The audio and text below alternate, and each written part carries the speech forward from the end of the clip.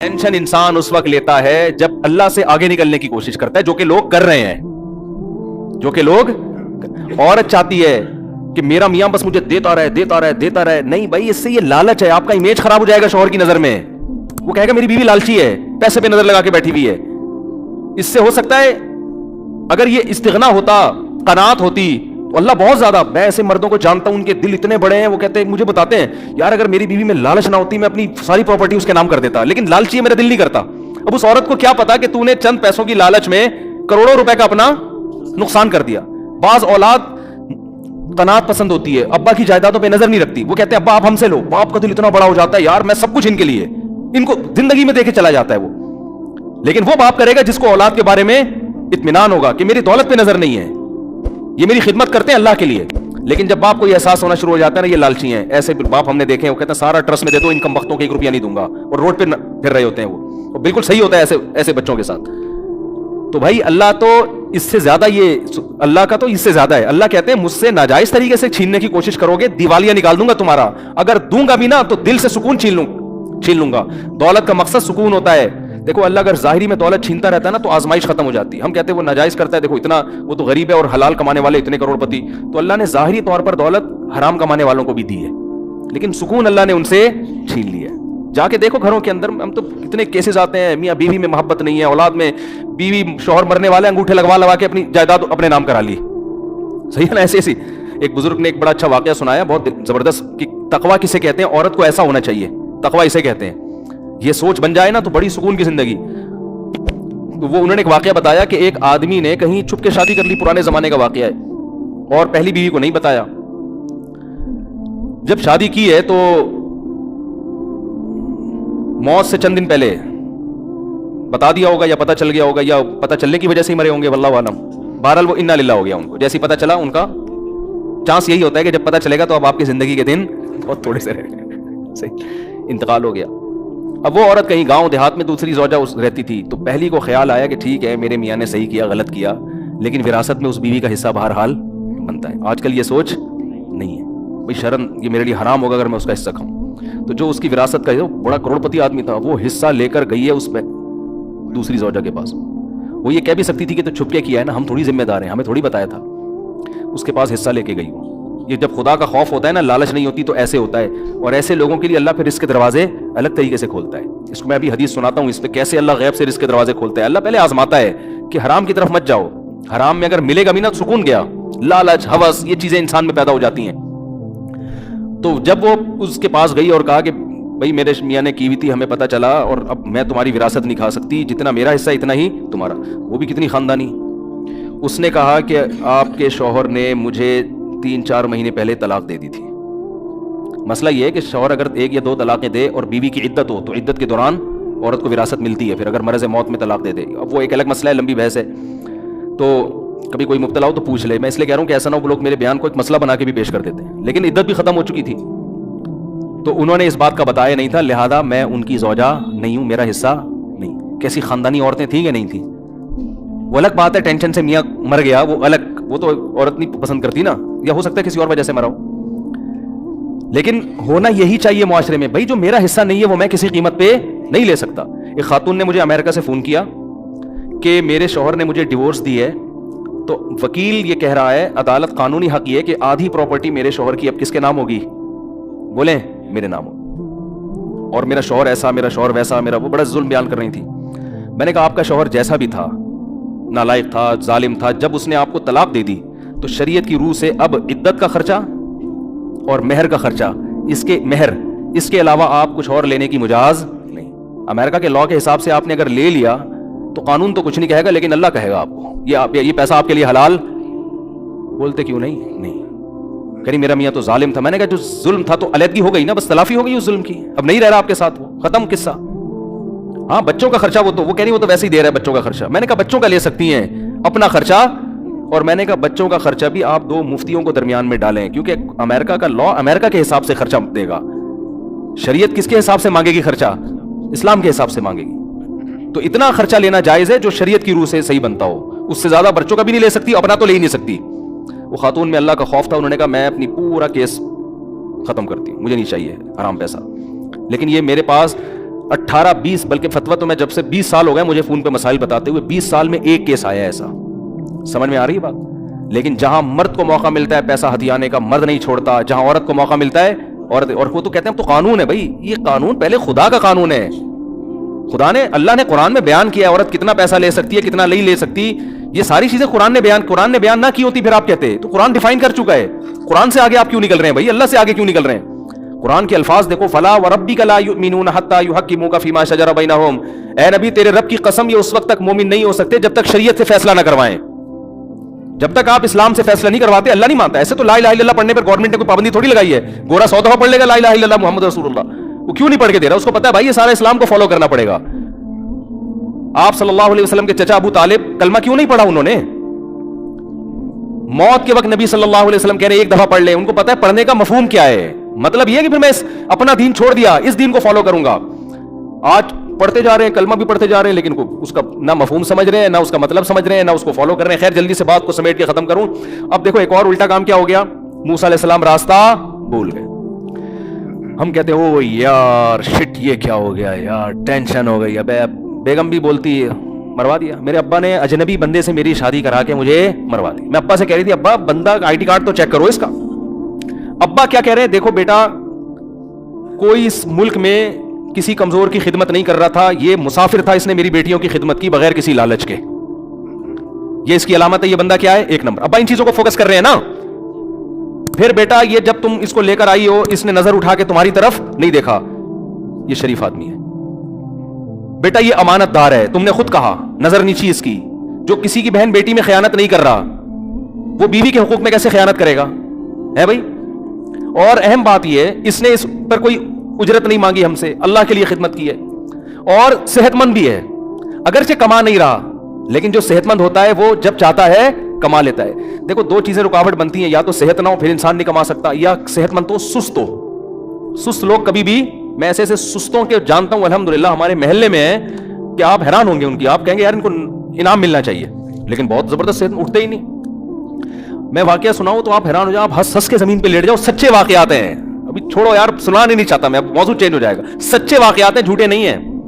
سست کے ایسے واقعات ہیں جو آپ کیا کہو یار ایسا بھی ہوتا ہے, لیکن وہ میں مسجد میں سنا انہیں بھی مناسب نہیں ہے. کبھی چھاؤں میں آئیں گے اکیلے انشاءاللہ میں آپ کو سناؤں گا. مسجد میں سنانے کے نہیں, ایسے سست ہیں کہ بس چھوڑو یار کیا بتاؤں میں آپ. تو سست کتنا بھی صحت مند ہو, اول تو تھوڑے دن تک صحت رہتی ہے, پر وہ سست آدمی ویسے بیمار ہو جاتا ہے. تو انہوں نے دیکھا کہ نہ ان کے اندر سستی ہے, نہ یہ کمزور ہیں, اور ایماندار بھی ہیں. رزق کون دے گا؟ یہاں یہ سوچ رہے ہیں کہ نکاح کرو, اگر فقیر ہو گیا اللہ غنی کر دے گا. بھائی نکاح کر دیں گے, اللہ کا وعدہ ہے غنی, نہیں کیا تو اس کا مطلب اللہ کی مرضی ہے. یہ موسیٰ علیہ السلام کے جو سسر تھے ان کی یہ سوچ تھی. تو بیٹی بھی اللہ پہ توکل کر رہی ہے, نہیں کہہ رہی ہے ابا کیا اجنبی بندے سے شادی کرا دی, اب وہ لے کے جا رہے ہیں مصر, راستہ ہی بھول گئے, یہ تو بڑی مصیبت. وہ بھی صبر کر کے بیٹھی ہیں, بھائی میرے باپ کا انتخاب اچھا تھا, اب جو پریشانی آئے گی وہ کس کی طرف سے ہے؟ اللہ کی طرف, اسی میں خیر ہوگی. اور کمال کی بات جا کے نبوت ملی. تو نبوت ملتے ہی جن سے فرار ہو کے گئے تھے, اللہ کہنے جانا کی طرح سیدھا فرعون کے پاس, اس کے محل میں جا کے کہنا ہے کہ تو رب نہیں ہے, رب کون ہے؟ اللہ ہے. تو یہ تو ایسا ہو گیا کہ میں کہتا ہوں کہ اگر ہم ہوتے, ہم کہتے ہیں اللہ یہ تو بالکل ہی لاجیکل باتیں ہیں تیری, کس طرح کی اللہ باتیں کر رہے ہے. میں موسٹ وانٹڈ آدمی, مجھے تو وہ بھنک پڑے گی قتل کر دیں گے.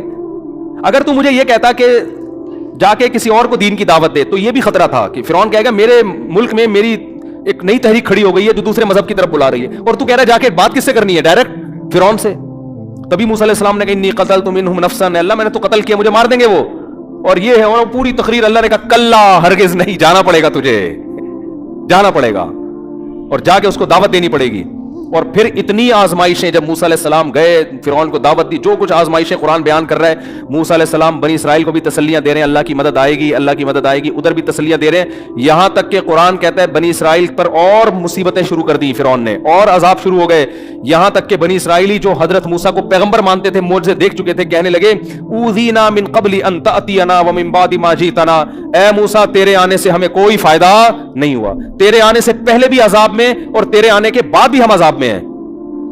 اور حضرت موسیٰ کیا تسلی دے رہے ہیں, عسیٰ ربکم ان یہلک अदुव्वकुम, उम्मीद रखो अल्लाह तुम्हारे दुश्मन को हलाक करेगा। ये जो इतने सारी नाकामियां अल्लाह पैदा कर रहा है, नाकाम करने के लिए नहीं। अगर अल्लाह हमें नाकाम करने के लिए कर रहा है, इसका मतलब अल्लाह की नजर में फिरौन बड़ा है और हम अल्लाह की नजर में छोटे। तो फिरौन कैसे बड़ा हो सकता है? वो तो अय्याश है, वो तो जालिम है। ये तवक्कुल चाहिए अल्लाह को अपने बंदों से। बात समझ में आ रही है कि नहीं आ रही है? और ये तवक्कुल हमें अल्लाह को चाहिए निजी जिंदगी में भी, दफ्तरों में भी, घरों में भी, कारोबार में भी, मस्जिदों में भी, हर जगह ये वाला तवक्कुल अल्लाह को हमसे चाहिए कि तुमने काम पूरा करना है, नतीजा किस पे छोड़ना है? अल्लाह पे। गलत भी हो रहा है तो बस सही हो रहा है। समझ में नहीं आ रही मेरा ख्याल है बात? गलत भी हो रहा है तो सही हो रहा है बस, फिर सुकून भी मिलेगा, फिर सही भी होना शुरू हो जाएगा, वरना गलत ही होता रहेगा। और अगर आपने अल्लाह को राजी नहीं किया हुआ ना, फिर अल्लाह की कसम उठा के कहता हूं कि अगर सही भी हो रहा है तो क्या हो रहा है? गलत हो रहा है। ये आपकी खुशफहमी है कि सही हो रहा है? ये आपकी खुश। देखो, जब किसी दुश्मन को आपने बुलाया, आपके दुश्मन ने आपको बुलाया, आपको नहीं पता था कि ये मेरा दुश्मन है, उस वक्त आपको मालूम नहीं था। लोग बता रहे हैं तुम्हारा दुश्मन है, आपको नहीं पता। आप कह रहे हो नहीं यार ये तो मेरा दोस्त है। उसने रसगुल्लों का डब्बा सामने लाके रख दिया, आपने 3 रसगुल्ले खा लिए। बाद में किसी ने साबित कर दिया कि ये कौन था? आपका दुश्मन। आप फौरन उल्टी की गोलियां खाओगे, यार ये रसगुल्ले निकालो, ये इतना बड़ा दुश्मन है, ये तो मुझे कत्ल करने के लिए तलाश कर रहा था। आपको उन रसगुल्लों से बू आना शुरू हो जाएगी, खौफ आना शुरू हो जाएगा। जो अल्लाह वाले लोग होते हैं ना, गुनाह करने के बाद अगर उनको इज्जतें मिलें, पैसे मिलें, गुनाह भी हो रहे हैं फिर भी सब कुछ मिल रहा है, वो उस पैसे से, इज्जत से कभी खुश नहीं होते। कहते हैं अल्लाह कोई मुझे बड़ी तबाही में डालना चाह रहा है। क्योंकि मूसा अलैहिस्सलाम जब फिरौन को दावत दी है तो फिरौन की तरक्की का ग्राफ कम के बजाय और ऊपर जाना शुरू, और बनी इसराइल पर जुल्म का ग्राफ वो भी ऊपर जाना शुरू, यानी वो और तनज़्ज़ुल की तरफ जाना शुरू हो गए। लेकिन मूसा अलैहिस्सलाम तसल्लियां दे रहे हैं कि सब्र करो, अल्लाह तुम्हें हुकूमत देगा। इन्नल अर्दा लिल्लाही, देखो जमीन अल्लाह की है, यरिसुहा मन यशा यूरिसुहा मन यशा, इन्नल अर्दा लिल्लाही यरिसुहा मन यशा, जिसको चाहता है वारिस बनाता है। तो ये तवक्कुल अल्लाह हमसे चाहते हैं। बात मेरा बयान शुरू कहां से हुआ था? ये कहां चला गया बयान? अच्छा, फिर आखिर में मूसा अलैहिस्सलाम को देखो ना, फिर अल्लाह ने हजरत मूसा की मदद आ गई और अल्लाह ने कहा कि बनी इसराइल से कहें कि मिस्र से निकल जाए। अब थोड़ा बनी इसराइल को सुकून मिला, भाई अब इंतजाम हो गया, अब हम निकल के कहीं जाएंगे, हंसी खुशी जिंदगी गुजारेंगे। लेकिन यहां फिर कामयाबी में नाकामी। इधर निकले, फिरौन को पता चल गया। अब बनी इसराइल कह सकते थे कि ये ले भाई, अल्लाह तू कैसी दुआएं कबूल कर रहा है, ये तो समझ में आने वाली बात है नहीं। थोड़ी सी राहत मिली थी, थोड़ा सुकून मिला, अब दोबारा। और फिर ऐसा फिरौन को पता चला, रातों रात उसने अपने पूरे मिस्रियों को निकाला है और बनी इसराइल के पीछे चलाया, और बनी इसराइल आगे आगे और फिरौन का लश्कर पीछे पीछे। शायद थोड़ी सी उम्मीद थी, 1% चांस था बनी इसराइल को ये ख्याल हो कि हमारी स्पीड फिरौन की स्पीड से क्या है, ज्यादा तेज है। शायद अल्लाह इस तरह से बचाना चाहता हो कि हमारी स्पीड बढ़ा दे। लेकिन आगे क्या है? रास्ता बुला दिया। वही हुआ जो कोई तूर पे हुआ था, रास्ता अल्लाह ने बुला दिया। आगे पानी है। अब बनी इसराइल ने कहा मूसा इन्ना लमुदरकून, पकड़े गए। असल में कहना चाह रहे थे मरवा दिया, पहले तो कम से कम कुछ तो जिंदगी खाने को रोट, अब तो ये पकड़ के ऐसा मारेगा। मूसा अलैहिस्सलाम क्या कह रहे हैं? कल्ला हरगिज़, इन्ना मई रब्बी, मेरे साथ कौन है? रब। हजरत मूसा ने यहाँ ये नहीं कहा हम सब के साथ रब है। देखो नबी सल्लल्लाहु अलैहि वसल्लम के साथ जब हजरत अबू बकर थे, दुश्मन ने घेरा गार में, तो आपने अबू बकर को फरमाया ला तहज़न इन्नल्लाह माना, गम ना करो, हम हमारे साथ कौन है? अल्लाह है, मेरे साथ भी है, तुम्हारी भी मदद करेगा। इधर मूसा अलैहिस्सलाम को जब बनी इसराइल ने कहा फंस गए, तो मूसा अलैहिस्सलाम ने ये नहीं कहा हमारे साथ रब है, कहा मेरे साथ कौन है? रब। उलमा ने नुक्ता लिखा है कि मूसा अलैहिस्सलाम को यकीन नहीं था कि ये कौम बचेगी, क्योंकि देख रही है कि इतने मोजज़े देख लिए, अल्लाह हर मुश्किल से निकालता है तो अब भी निकालेगा, तवक्कुल करो। अब भी क्या कह रहे हैं? मारे गए। तो इसलिए मूसा अलैहिस्सलाम को डर ये था कि अल्लाह ने तो बचाने के वादे किए हुए, लेकिन इनकी हमाकतों की वजह से कहीं अल्लाह ऐसा ना हो कि इनको यही खत्म कर दे। तो कह रहे हैं मुझे अल्लाह बचाएगा, तुम्हारी कोई गारंटी नहीं है, तुम्हारी हरकतें ऐसी हैं। लेकिन अल्लाह ने बचाया, और जाहिर अल्लाह ने इसलिए बचाया कि मूसा अलैहिस्सलाम को तो अल्लाह ने बनी इसराइल के लिए रखा हुआ था ना। वो जैसे वो गवाह मूसा अलैहिस्सलाम लेकर गए थे कोही तूर पे, बनी इसराइलियों ने कहा था हम जब तक अल्लाह को अपनी आंखों से ना देख लें, तौरात उतरते हुए ना देख लें, हम ईमान नहीं लेकर आएंगे। तो 70 आदमी मूसा अलैहिस्सलाम गवाह के तौर पे ले गए। तो उन गवाहों ने जब तौरात अपने आंखों से देख ली तो कहने लगे हम अल्लाह को भी देखेंगे। हजरत मूसा को गुस्सा आया और अल्लाह का भी गजब आया, अल्लाह ने उन 70 के 70 को मौत दे दी। कितने नालायक। तो मूसा अलैहिस्सलाम ने कहा अल्लाह जो गवाह थे उनका तो सबका इन्ना लिल्लाह हो गया है, मेरी कौम तो कहेगी कि ये तो गवाही मरवा के आ गए भाई, ये तो और मुझे। फिर अल्लाह ने दोबारा जिंदा किया, उन 70 को अल्लाह ने موسیٰ علیہ السلام کس سے پتہ چلتا ہے نبی کا وجود کتنی بڑی رحمت ہے. تو بعض دفعہ اللہ بنی اسرائیل کی پرواہ نہیں کر رہے ہیں, اللہ موسیٰ کلیم اللہ کی پرواہ کر رہے ہیں کہ اپنے پیغمبر کو میں اتنی ٹینشن میں نہ ڈالوں, چلو ان کو عذاب میں مار دیا, دوبارہ زندہ کرو, ٹھیک ہے نا, چلو بھائی جاؤ دوبارہ جا کے گواہی دو. انہوں نے جا کے گواہی دی, پھر جا کے ہاں بھائی یہ وہی تو ہم نے خود دیکھا ہے پہاڑ پہ جو ہے نا اترتے ہوئے, یہ تورات ہے, یہ موسیٰ علیہ السلام نے کہیں چھپے ہوئی تختیاں نہیں رکھی ہوئی تھی, ہم نے خود اترتے ہوئے دیکھی ہیں, جا کے گواہی دی.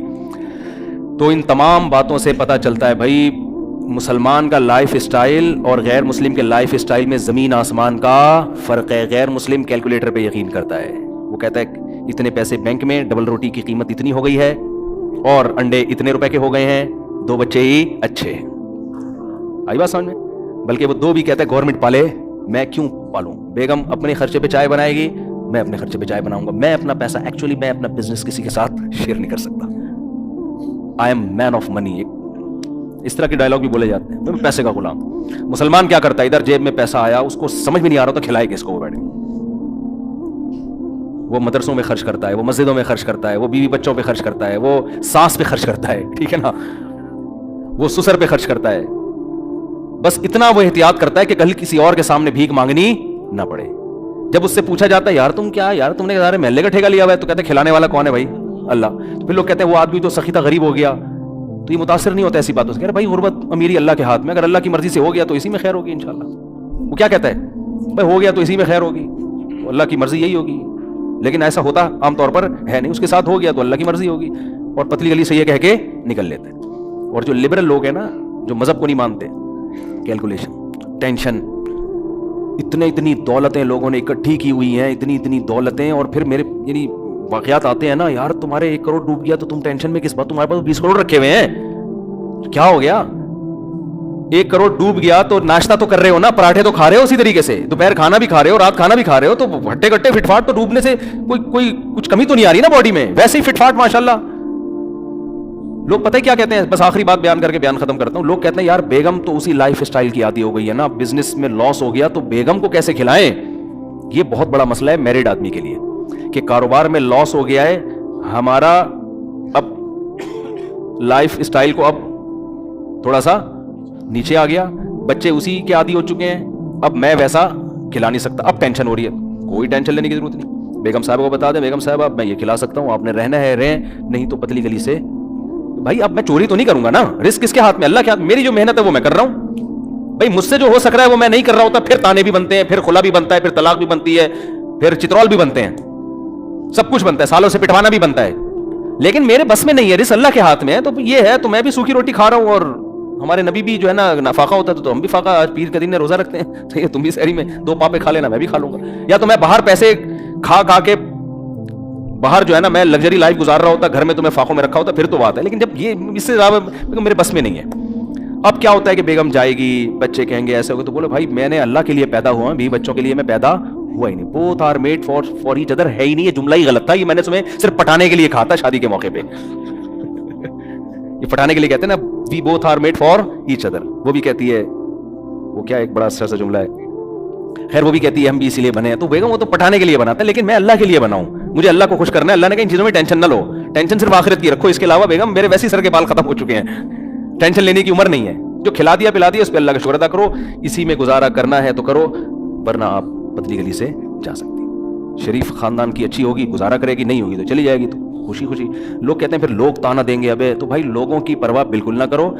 100 سال پہلے بہت سے لوگ ایسے تھے جن کو بڑی گندی گندی گالیاں پڑا کرتی تھی, گالیاں دینے والے بھی قبروں میں, اور جن کو دی جا رہی تھی وہ بھی کہاں. نہ عزت کرنے والا رہے گا, نہ جس کی عزت کی جا رہی ہے وہ رہے گا, نہ ذلیل کرنے والا رہے گا, نہ جس کو ذلیل کیا جا رہا ہے وہ رہے گا. سب تھوڑے دنوں کی کہانی, ختم, فنش. نئی نسل آئے گی, اللہ کہے گا اس کے عمل کو اللہ دیکھے گا, اور فرشتے فائلیں لپیٹ کے چلے جائیں گے. آخرت میں پتہ چلے گا کون عزت دار تھا اور کون ناکام تھا, یہ آخرت میں پتہ چلے گا. تو فیملی میٹر میں بھی نا وہ دیکھا کرو کہ میرے بس میں کیا ہے. جو چیز بس میں نہیں ہے اس کی کبھی ٹینشن نہیں لینی ہے.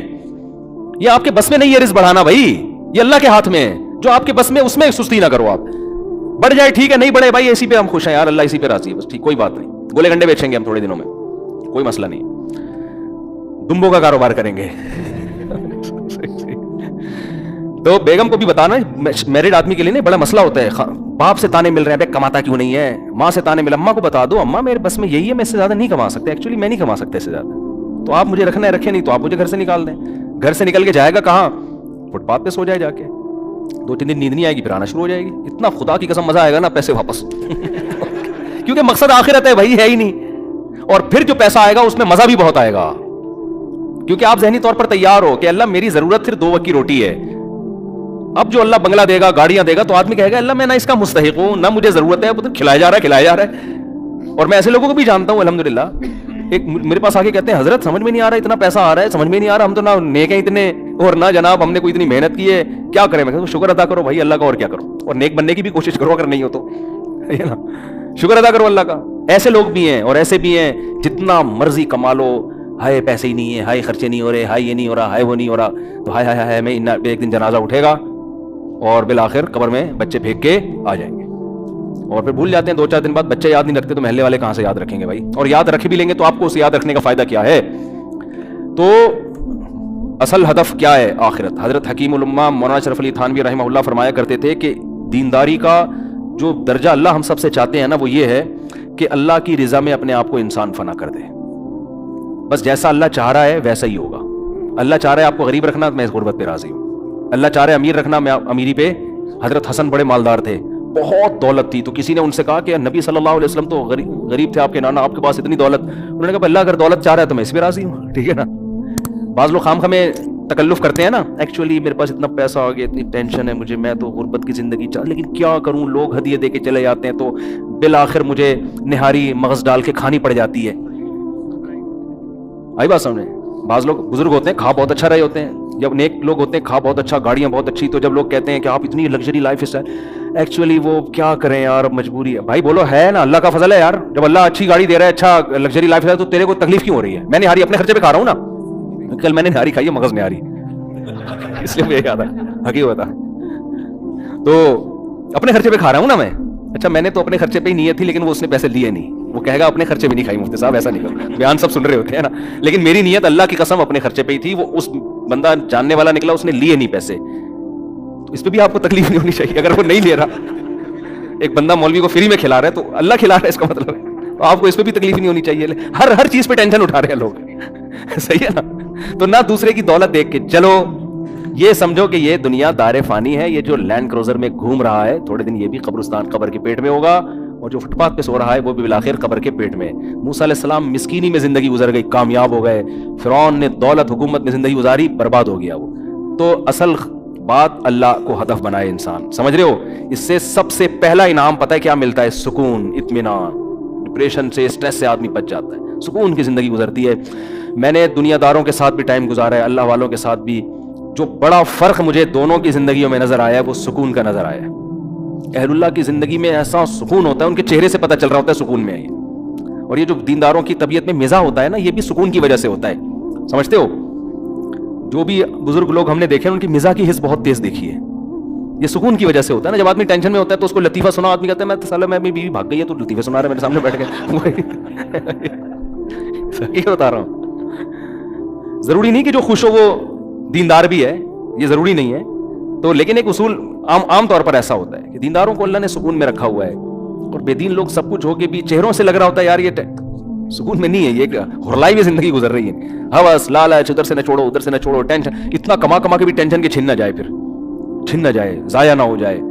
तो जब अल्लाह के हाथ में खजाने हैं तो भाई अल्लाह देगा, ठीक है, अल्लाह नहीं देगा तो अब क्या, अल्लाह से थोड़ी लड़ सकते हैं, मांगते रहेंगे अल्लाह से। हम अबदियत का तकाजा ये है कि आदमी अल्लाह के सामने फंटर बनने की कोशिश ना करे। ये नहीं कहे कि अल्लाह तेरी मर्जी, तू मुझे दे, नहीं दे मैं तो बस गुजारा नहीं। भाई अल्लाह के सामने अल्लाह मैं मोहताज हूं, मेरे अंदर टेंशनों को बर्दाश्त करने की ताकत नहीं है।